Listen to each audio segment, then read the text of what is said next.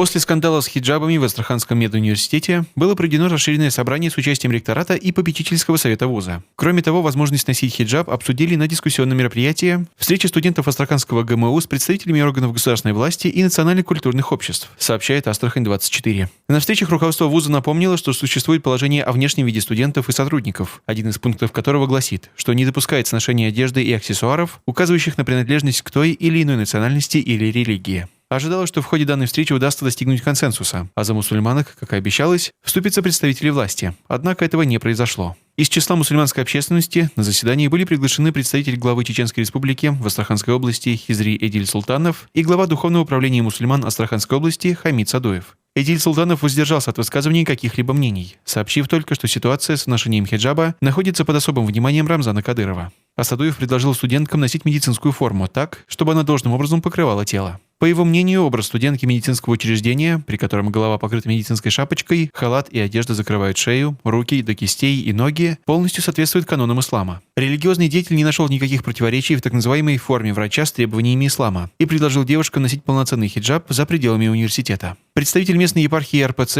иерей Виталий Семенов, рассказал, чтобы стать настоящим профессионалом и спасать жизни, необходимо много учиться, посвятить жизнь служению медицине и иногда переносить другие дела на второй план. Видимо, под другими делами иерей подразумевал обязательные религиозные предписания. Проректор по учебно-воспитательной работе, профессор Евгений Попов, в заключение сказал, что внешний вид студентов является одним из важных атрибутов имиджа вуза. Деловой стиль формирует благоприятную рабочую атмосферу, культуру будущего медработника, а также способствует созданию и поддержанию положительного образа университета в глазах представителей власти, деловых партнеров и гостей. Однако чиновники и все собравшиеся в ходе встречи так и не смогли внятно объяснить, каким образом платок может помешать присутствию на занятиях и как альтернативная шапочка, которая точно не закроет волосы и шею, может заменить соблюдающий мусульманки хиджаб, которым он закрывает аурат по велению Всевышнего. Судя по изречениям спикеров, для того, чтобы обрести профессию медика, необходимо пожертвовать своими религиозными устоями и честью, чем для мусульманки является хиджаб. Своими действиями и выступлениями некоторые участники встречи, по сути, способствуют формированию радикальных настроений не только среди студенток, жертв конфликта и бесправия, но и остальных мусульман, которые следят за этими действиями.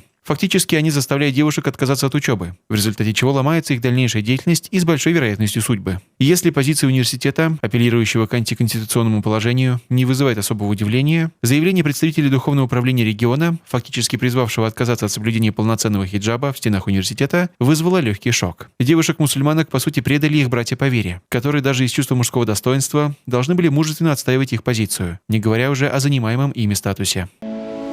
Ума-класс – это онлайн-школа для детей любого возраста. Вся школьная программа, официальное зачисление в любое время года, удобная IT-платформа, получение базовых шариатских знаний, углубленное изучение арабского и английского языков. Получите бесплатную консультацию на сайте umaclass.ru. Ссылка в описании.